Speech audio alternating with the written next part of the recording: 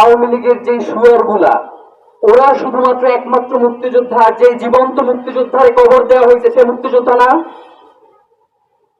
আপনি ভাবেন, গ্রামের পর গ্রাম এখন যেইভাবে বলে না যে রাজাকার অমুক তমুক বিভিন্ন ট্যাগ দেওয়ার চেষ্টা করে, তখন অমুক ঘরে জাসদ আছে কিনা, অমুক এলাকায় জাসদ আছে কিনা, অমুক এলাকায় বিরোধী মতের লোকজন আছে কিনা, এই প্রোপাগান্ডা ছড়িয়ে ওই এলাকাকে ঘেরাও দিয়ে ওই এলাকার নারীদেরকে গণহারে ধর্ষণ করা হয়েছে এবং পুরুষদেরকে হত্যা করার মতো ঘটনা ঘটেছে।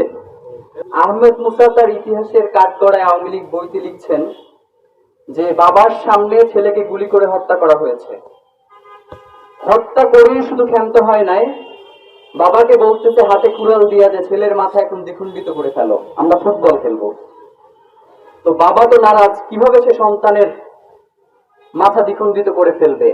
তো বাবাকে নিষ্ঠুর ভাবে নির্যাতন করার পরে বাবা বাধ্য হয়েছে সন্তানের মাথা দেহ থেকে আলাদা করে দিতে।